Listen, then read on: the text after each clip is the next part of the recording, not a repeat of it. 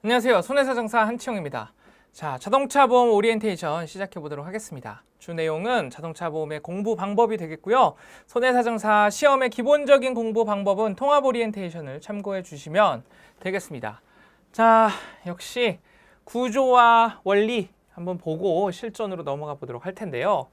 자동차 보험에 있어서의 구조와 원리를 배울 수 있는 부분, 공부할 수 있는 부분은 약관이라고 할 수가 있습니다. 자, 자동차 보험은 모두 어떻게 보면 이 약관에서 비롯된다고 할 수가 있어요. 이 약관이 어떤 식으로 구성이 되어 있냐면 여러분들이 아시는 이 어떤 자동차 보험이라는 것은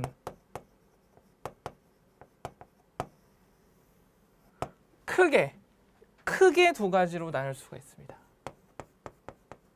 배상 책임을 담보하는 부분, 즉 내가 뭐 자동차를 소유 사용 관리하다가 타인에게 손해를 입혔을 때 거기에 대한 것을 담보하는 부분이 있고요.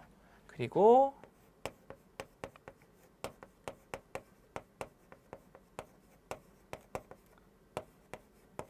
배상 책임 외의 부분들, 즉 내가 다쳤을 때, 내가 어떤 자동차의 사용 관리 중에 다쳤을 때에 대한 손해를 담보하는 이 두 가지 경우로 나눌 수가 있겠어요. 두 가지 경우로.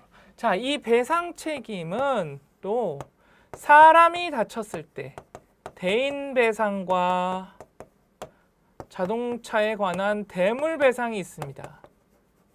그렇죠? 자, 대물 배상은 우리 이제 신체 손해사정사의 영역이 아니죠. 그러니까 이건 일단 지우고.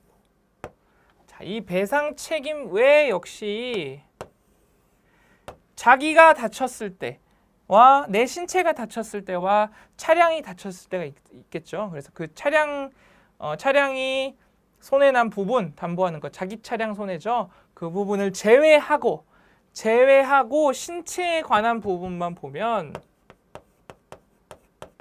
자기 신체 사고라는 부분이 있고요.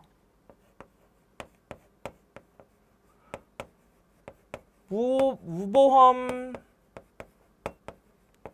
자동차 상해, 무보험 자동차에 의한 상해라는 담보가 있습니다. 둘 다 내가 다쳤을 때다. 그런데 하나는 무보험 자동차에 의해 다쳤을 때를 얘기를 해요.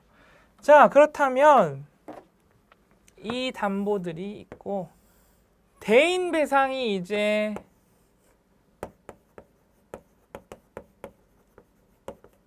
대인 배상 1과 대인 배상 2로 나뉩니다. 대인 배상 1, 2로 나뉘어요. 그래서 대인 배상 1은 이 부분이 좀 중요할 것 같아요. 의무보험입니다.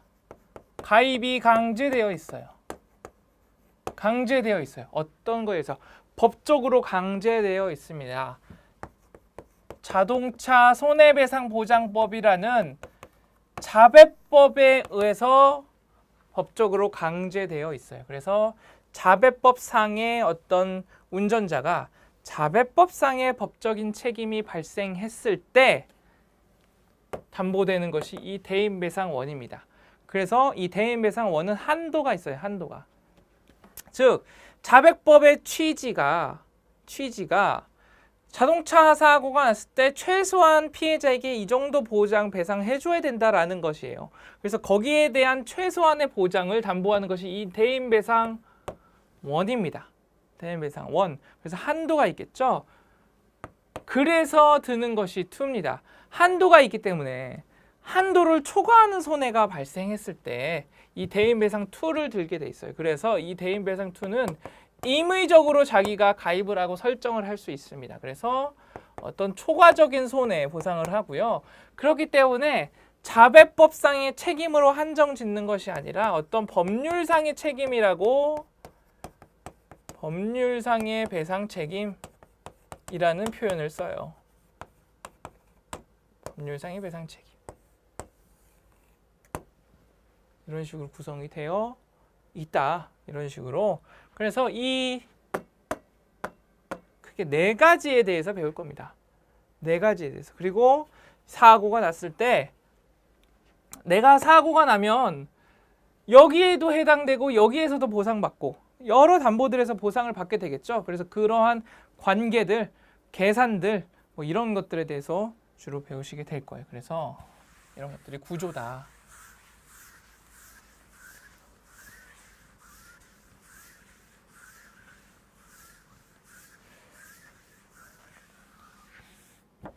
자, 그래서 실전 대비로 넘어가면 크게 자동차 보험 시험은 이렇게 세 가지로 나눌 수가 있겠습니다. 면부책, 어떤 사고가 났을 때 이 사고가 보험에서 면책인지 부책인지 논하는 것 나올 수 있겠고요. 그다음에 보험금을 직접 계산하는 건 나올 수 있고 나머지 어떤 이론에 대한 약술 문제들 나올 수가 있겠어요.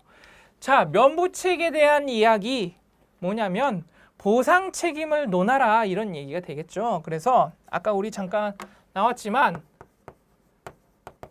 대인배상 1과 대인배상 2가 있었습니다. 자, 대인배상 1은 의무보험으로서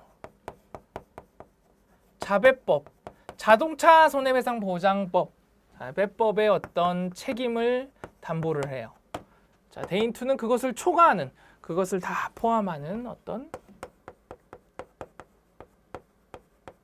법률상의 책임이 있겠죠. 법률상의 책임을 담보를 합니다. 그러면 이 조건이, 이것이 하나의 조건이에요. 자, 여기에 조건이 추가된다면 기본적으로 보험이기 때문에 피보험자가 사고를 낸 사람이 피보험자에 해당을 해야겠죠. 그래야 보험에서 보상을 해주겠죠. 피보험자에 해당을 해야. 그리고 사고가 난 차량이 피보험 자동차에 해당을 해야 됩니다. 피보험 자동차. 내가 아무 자동차나 타고 가다가 사고가 나면 내 보험회사에서 보상해 주나요? 아니죠. 내가 보험회사에 여러분들 차량 보험 가입을 할 때, 자동차 보험 가입을 할 때 내 차를 등록하죠. 그래서 내가 내 차를 운전했을 때 사고가 났을 때 내 보험회사에서 받을 수 있는 것이죠. 그러니까 반드시 피보험 자동차를 운전 중에 사고가 나야 된다. 사고가 나야 된다. 그리고 운전한 사람이 피보험자에 해당을 해야 된다. 그렇죠? 내 차를 여러분들, 내 차를 아무에게나 맡길 수 있어요? 아니죠. 친구에게도 차는 잘 안 빌려주죠. 왜? 친구를 보험에 들어놓은 것이 아니니까. 친구가 피보험자가 아니니까. 피보험자가 아니면 보상을 못 받으니까. 그렇게 되겠죠. 그래서 이러한 부분들. 자, 여기에 더해서 나머지 어떤 면책 사유가 없어야겠죠. 보상을 받기 위해서는. 면책 사유가 없어야겠습니다. 뭐 음주, 무면허 아니면 고의사고 같은 면책 사고가 없어야겠습니다. 자, 그러면 벌써 조건들이 여러 개가 나왔죠. 하나, 둘, 보험금을 받기 위해서는 조건 1, 2, 3, 4가 맞아야 됩니다. 그렇죠? 그러면 이 자배법의 책임을 자배법상 책임이 성립하기 위한 요건들도 있겠어요. 그렇죠? 그러면 법률상의 책임이 성립하기 위한 요건들도 있을 겁니다.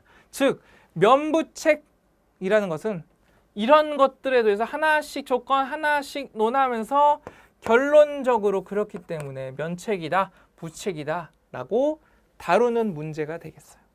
그래서 아까 말한 어떤 법적 책임들부터 시작해서 이러한 어떤 조건들 다 약관에서 비롯되는 것이다. 그러니까 처음에 설명을 드렸었죠. 약관이 중요하다고. 그러한 내용들 나오겠고요. 자, 사례 문제, 계산 문제는 자동차 사고가 났을 때 보험금 계산 문제가 되겠어요. 그래서 유형이 사망사고, 부상사고, 후유장애 사고 이렇게 있을 수가 있겠죠. 그래서 여기에 따라서 각각 이제 뭐 유형이 발생할 수가 있습니다. 그래서 뭐 어떤 위자료,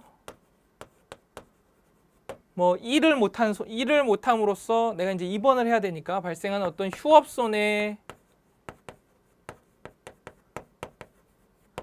사망을 했다면 어떤 장례비, 그다음에 간병이 필요하다면 간병비 등등의 사망에서는 어떤 것들이 해당하고 부상에서는 어떤 거, 후유장애가 있을 때는 어떤 것들의 항목별로 여러분들이 계산을 해내는 것이 이제 주요 내용이 되겠어요. 이 계산 문제에. 이러한 것들 중심으로 공부를 하시면 되겠고요. 자, 마지막으로 약술 부분은 어떤 제도적인 측면들. 아까 우리 자배법 항상 나오죠. 자동차 보험에서 가장 중요한 법은 역시 자배법입니다. 자, 이 자배법은 왜 아까 자배법의 주 취지가 제가 뭐라고 말씀드렸어요? 사고가 났을 때 피해자가 최소한 이 정도의 배상을 받을 수 있어야 된다. 즉, 피해자 보호를 위한 어떤 법입니다. 그래서 자배법에서도 그렇고 약관에서도 그렇고 이 피해자 보호를 위한 어떤 제도들이 마련이 되어 있어요. 그래서 그러한 제도들 중심으로 약술 공부를 조금 해야겠고, 면책 사유 항상 말씀드리지만 예외적인 부분이기 때문에 굉장히 중요하겠죠. 그리고 이제 법률적인 이론들, 아까 우리 자배법 또 법률상의 책임, 이 두 가지가 성립을 하려면 몇 가지 요건들이 필요하다고 했었죠. 여기에 관한 어떤 법률 이론들, 그리고 또 뭐 나머지 과실상계라든가, 또 우리 자동차 여러분들 사고 나면 보험회사와 합의를 하죠. 그래서 합의 같은 것들, 뭐 그런 것에 대한 기타 법률 이론들이 또 약술로 뭐 한 문제 정도 출제가 될 수 있겠다라는 것이에요. 그래서 그런 것들 중심으로 공부를 하시면 되겠습니다. 자, 자동차 보험 오리엔테이션 모두 마치도록 하겠고요. 본 강의에서 뵙도록 하겠습니다. 감사합니다.